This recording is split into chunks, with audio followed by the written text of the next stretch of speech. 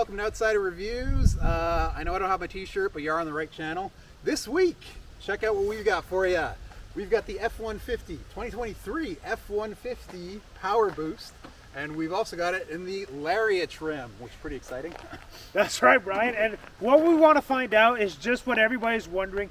With money being short everywhere, these trucks being expensive, which one is going to cost the least to fuel up? Which one's going to be most economic? There's the Duramax out there. Toyota has a hybrid. This is Ford's version. This is the Powerboost. It's a hybrid version. So we're going to see where it stacks up, and we're going to let you guys know at the end of the video. So stay tuned. All right, let's get into it. All right, so we're going to start right away with the front. This is a very good looking front. Now, I'm going to start off right away with saying that the base package is about $75,000. Now this, as you can tell right away from the aesthetic, from the blacked out grille to the blacked out wheels to everything, this is not a base package. This runs up with $20,000 worth of option. So it's at $97,000 as you see here. But you can get a base Lariat for $75,000 Canadian. We're in Canada here, so we're going to run Canadian prices. So we got the blacked out grille, as I said, the Ford logo. We have 360 view here, cameras right here underneath the Ford logo. Black tow hooks, LED lights, which you may not be able to see in the sun. LED fog lights. So I love the blacked out look. That's one thing that I do like about the Ford is when it's blacked out. I know that some people like their chrome. Not a big fan. I love also the, this is aesthetic. It's not very functional, but the aggressive hood venting going on right here. As well as when we come over here, we have 275 60R 20. So 20-inch wheels, blacked out. Again, that's part of the blacked out package, which runs you about, the black appearance package is about $1,500. F-150 badge. Lariat, and in the vent right here. This is where the magic happens, the Powerboost. This is the hybrid. This is the one everybody's kind of talking about right now. We're also wondering, like, is it worth it? Tell you at the end, we're not spoiling this. All right, as far as what this is pumping out, you have a 3.5 liter V6 10-speed automatic transmission, 430 horsepower, and 570 pounds-feet of torque. I got to I have a lot of numbers in there, a lot of numbers in my head. So got to go to the handy dandy Iraq notebook here. Now, Ford always has this. It's the key code entry. And whoa, let me just reverse here. These mirrors are great. I love these mirrors. You have no blind spot with these mirrors. They're big, they fold, they extend. Perfect for people that want to tow. Keyless entry. Also, like when you walk up to this truck, I have the keys inside, so I can't really demo it right now. But when you walk up, we have power running boards. There you go. So I can demo it that way. The running boards deploy, and there it is. You can have access to it. They're actually pretty nice. Again, 20-inch wheels in the back. This does have the FX4 package off-road, which means it does have skid plates, and it can do more off-roading. That's $1,000 option right there. Now the Powerboost engine block, that's a $4,500 option. So you can see how we stack up to get to about $20,000 worth of option. It adds up pretty fast. Now we get back here, we have power tailgate. That's a $800 option. You can do it with the key fob, or you can just press the button. It's going to power down, and it also is going to power up. Ford has been working on their tailgate for a while. They do have their own step system, which deploys like this. And you have the railing. It's handy dandy. Not sure this is the best tailgate in the business, but they actually have done quite a good job at having it be accessible. Now, Brian, I'm going to get you to swing around here. And Pro Power. Now, we have the extra $1,000 add-on, which gives you the 7.2 kilowatt of Pro Power, right? So you have all these plugs. You can definitely work off of a work site, off of this truck. It's got its own generator. It is its own generator, and it's going to manage its power by itself. It won't die on you. It does a very good job. Oh, Denise. All right. So we have a standard bed back here. Spray and bed liner, another option. Everything stows away pretty neatly, like this. And like I said, if you don't want to work too hard, find a button, press it, or you can always use the key fob. Now we have our camera systems right here. Ford logo, F150 imprint, always blacked out. And we have the dual exhaust at the bottom. Again, trailer hookup. That's just a drain. But trailer hookups here. And trailer hitch. So we do have a powered rear sliding window. There you go. Rear sliding window. And which is inside, and Brian's going to take us inside.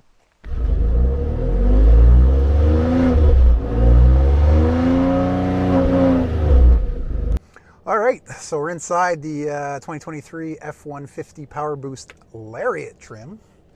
And as Pat had mentioned, there's a lot of options on this bad boy. I mean, pretty much everything in this is electric. There's no manual anything that I've seen so far, I guess, except for the steering wheel. But yeah, lots of options in here, very comfortable. So first and foremost, obviously space. Again, I mean, this is a pretty large pickup truck. It's a crew cab. I've got tons of space up here. Pat actually had this set up for his driving style, and honestly, I'd have to readjust. I feel like I'm too far back right now, but anyway, that's just goes to show how much room there is in here. Screens. So your main entertainment here is a 12-inch display screen. Very high quality, very good picture image. Ties in with the cameras and everything. There's also on the dash here, your driver information center is all digital. Tons of options here through the menu as well. So I mean, you can just set this up, modify as need be, just the way you like it. Toys, what else we got on here? So the seats, all electric. This model comes with 3 pre-positioned settings there. So once you set up your seat the way you like it, just select the way you want to go, punch it in, and you're off. This comes with Ford's Sync 4, so all your connections will be wireless. If you want to use Apple CarPlay or Android Auto is wireless. You'll see here the wireless charging right down in the center. USB-A, USB-C, and this all just closes up nicely, so it can tuck all the way. If you follow down through the console here, this is actually kind of a neat feature. So you've got your shifter right here. You just push the silver little button. It'll lower itself.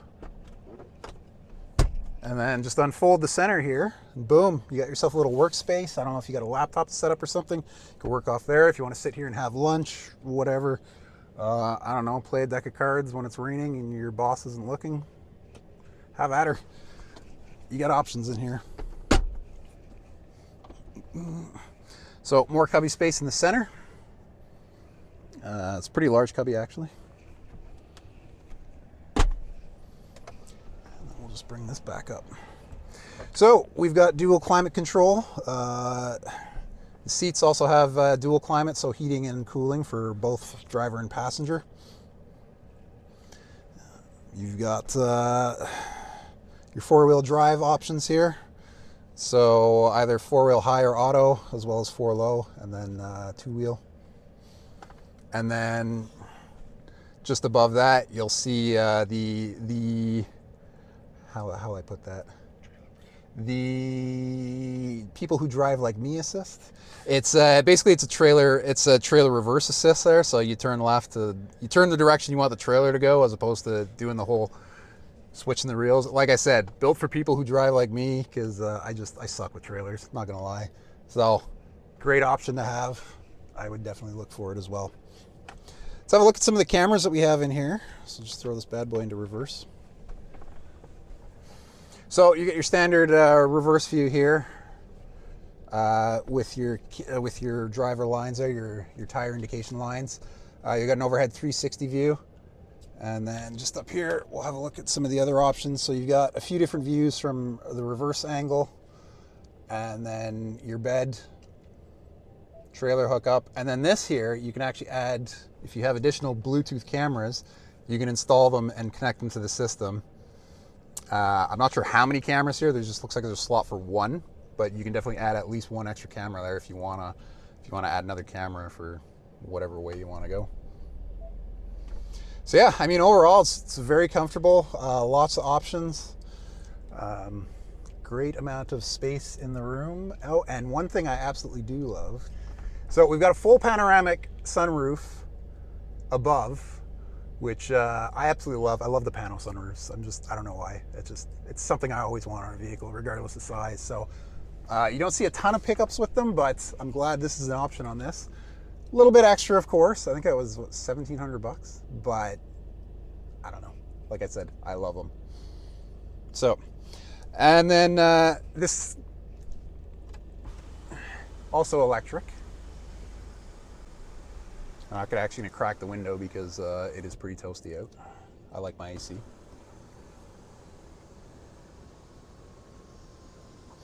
And then, I'm sure as you've noticed looking around inside here, so this model comes with an 18 speaker sound system. It's a B&O Premium.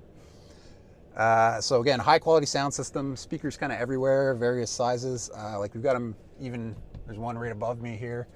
There's your mic, probably for the wireless. Speakers down the side, and then a couple in the back as well. So yeah, I mean, overall, tons of space, tons of storage. And it was a really nice look to it. So lots of extras. Obviously comes with a price tag, but there's lots of room for you to play with for what you want, what you don't want to. So there's the front seats. So let's hop in the back and have a look at the rear seats. We're in the back seat of our F-150. So as you can see, tons of leg room, as you'd expect. I'm 5'11". Not a ton of room under the seat there, but I mean, I can stretch out pretty well. So seats are nice and comfortable back here as well. So in the center here, what we have for the rear passengers, we've got rear heated seats. We do have a USB A and C plugs down in the middle here, and then 120 volt plug-in, as well as just the old school cigarette lighter. Yeah, I'm moving. So as you just have a look in here, I mean, you can see all the, plus you've got some air vents here back here for that precious AC. So there is a split on the seats here. Usually they call it 60-40. This honestly looks more like 70-30, maybe 80-20. But they do fold up. And then you do have a little storage compartment under here, which also folds down. It's pretty easy. There's just a couple of locks on it. You can see the one, all three locks are basically the same here. It's just a sliding lock, and there you go. So you've got almost a flat surface back here. The back end tends to sit up a little bit, but I mean, it's right back towards where the seats are. So not much of a lip here. So I mean, load up the dogs, load up some sporting gear, whatever. You know, there's room for storage here. And it even looks like there's some tie down points there right next to where the seat belt would hook up. So, or maybe you can use them unofficially as tie down points, but as use as necessary. So yeah, I mean, overall, this is I'm liking the interior of this truck. It's pretty nice. So there you have it, inside of the F-150. Alrighty, so welcome back. Here we are inside our F-150 Lariat, and so far so good. Yeah, I've been doing most of the driving. I'm gonna say it. I'm guilty of that. I've been hogging this thing, and one thing is, we just came off of driving a Sierra Denali Ultimate not too long ago, a couple weeks ago, Brian. Yeah. So we are pretty fresh as far as doing comparisons. So this truck is sticker price $97,000. However, base price is $75,000 Canadian. we have $20,000 worth of options. One of these options is the hybrid option. So in the Lariat, you can go with just a regular ICE engine, or you can go hybrid. And we have the hybrid today, and we get to this week, all week. And you know what? I'm going to start off with how it's been handling and such. I find the suspension to be a little bit softer than the Sierra, Brian. I don't know if that means it's more comfortable. I don't know. It is bouncier. I'll put it that way. So I do notice the play maybe a little more, the up and down. But as far as comfort, honestly, it still feels pretty comfortable to me. I mean, we're kind of on a secondary highway right now. It's a few potholes here and there, but I mean, overall, I've got no complaints of how much you actually feel. The suspension, I feel like, is doing a pretty good job of taking the brunt of it. So definitely softer than the last pickup we did, but yeah, I know, just a difference, not necessarily a positive or a negative.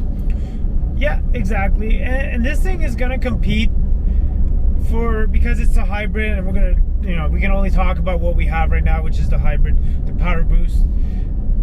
I think the main question is people's like, is it worth it? We're gonna tell you guys at the end. We're not gonna spoil it. You gotta watch the whole video about that. However, I definitely think it definitely competes as far as the luxurious, the interior of it.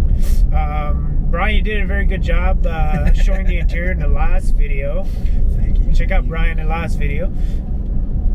And coming from a Denali Ultimate, coming from Denali Ultimate, there's not much drawback to being with this Lariat. So as far as the extras are concerned, especially the comfort in the interior,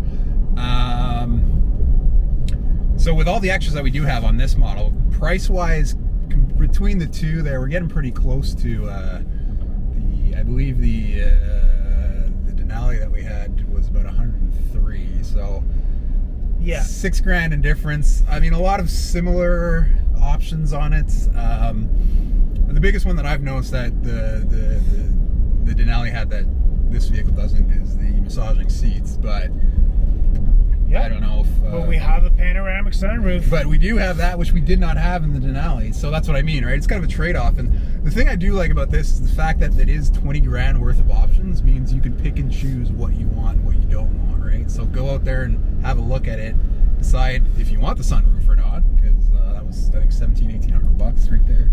Yeah, so $1,700 for the sunroof. We have the FX4 package on this one, which is another $1,000 for the skid plates and such. Yeah. The hybrid option, that's a $4,500 add-on. We have the Lariat blackout package, which is another $1,000, I think. $1,000 or $1,500. I mean, so these things add up over time, right? And I mean, some of it is obviously aesthetics and comfort. So you're gonna have to decide what you need, what you want, and what's worth the money and what isn't. Because I mean, the difference between 75,000 and 95, 97,000 it's quite a jump for extras. So I mean, make your choices. It is, and I think what most people are curious about the hybrid is, what's it like? Well, I can tell you, when you're in the 50 zone, like rural or city, you can definitely see it kick in, and it, as long as you don't accelerate aggressively, like I do. I was gonna say like I do. You won't see any RPMs go up, and you'll be like, why? I'm accelerating, there's no RPM. Well, that's the electric engine working for you. So yeah, it's not using any fuel.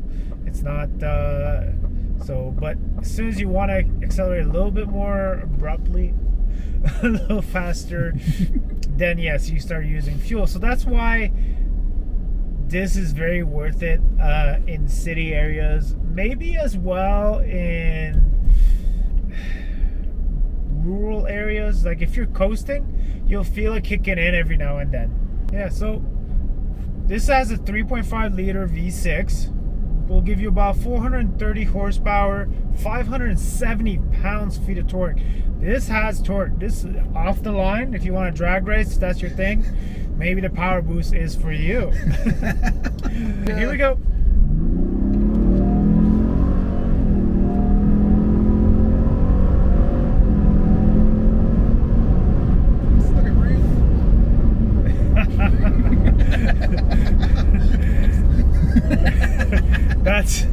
That's a lot of fun. Couldn't help myself.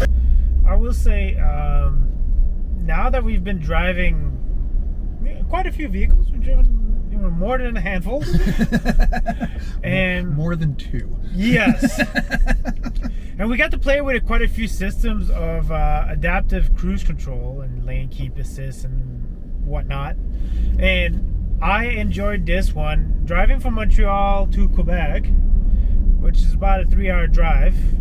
Literally, like, I didn't almost have to do like none of the work. You have to keep your hands on because it's not, you know, the full blue cruise. That's extra. but it did do quite a good job at keeping me in my lane, keeping the speed, and adapting the speed to according to the vehicles in front of you. So it does help for those long road trips. So I know, speaking of some of the other systems we've seen, some of them work really well. Some of them are. How do you find this one though? Like, as far as like, so I know one of the things we've talked about. My top 2. Top 2? Okay. Yeah. I really like the Volkswagen. I know people are out there not fans of Volkswagen, but I really enjoyed the Tahoes that we drove. I know it's not a pickup truck, but this did a very, very good job. It's almost on par with that one. Okay. As far as fuel economy is, which is where we're going to get to now, it tells you that it's about an average of 10.5 liters per 100 kilometers, and so that's 10.5 in the city and 10.4 on the highway. Compared to, we drove a 6.2 liter V8 the other day, and it had a 14 liters per 100 kilometers. So, yeah, I mean, 10.5 liters combined. Driving it for the most part of the week, I can tell you that not only does it get that, it'll beat that. I've been literally driving part highway and part city. We have driven almost 600 kilometers right now. 598 kilometers is where we're at. We've been driving for, not right now, but we've driven 10 hours, almost 11 hours with this truck. So when we review trucks, we drive them. We're not the kind of reviewers that are just going to park them in the parking lot and review it like whenever we have a chance. we drive these daily. So we're getting about between 10.1 to 10.3 liters. Right now it says 10.3, but we just finished filming where it was idling for a good half hour. Before that, it was at 10.2 liters per 100 kilometers, okay? Which is about, I think it's like 28 miles per gallon. The advertised is 27 miles per gallon. So it's beating my expectations. It's pretty close to the advertised numbers, which for starters, it's pretty impressive. And then just the fact that we're actually getting better numbers just through day to day, you know, using it for what we would normally do in our normal vehicles. So I mean, overall, yeah, I feel like that. Yes, it's a bit of a price tag there, $4,500 for the upgrade. But I mean, think long term, how much gas you're going to put into otherwise equally powerful pickup truck. Exactly. And this has, like, the F-150 out-tows any truck right now on the market in the half-ton segment. This particular one, because it is loaded up with, you know, power running boards and everything that you'll see in our first video, it can tow about 12,700 pounds. That is still quite a lot. And from what I've seen, it'll do so with little to no effort. Like, you'll be driving that like it's nothing. Payload is 1,441 pounds. Yeah, so I mean, decent numbers overall. It's I'd say this almost class-leading numbers. You know, the pickup trucks are getting more and more capable as we see them, and more fuel efficient. Absolutely. I mean, it's the fact that you can still get decent fuel mileage. Yeah. With that towing capacity. I mean, obviously, throw 10,000 pounds behind, you're probably not getting 10 liters per 100 kilometers, but I mean, it's just the fact that, one, you can get a hybrid truck that can pull that much weight, and two, that it can actually pull it and, you know, not struggle, I think is it's pretty impressive, and it's a testament to how far the electric engines have come in probably in the last 10-15 years.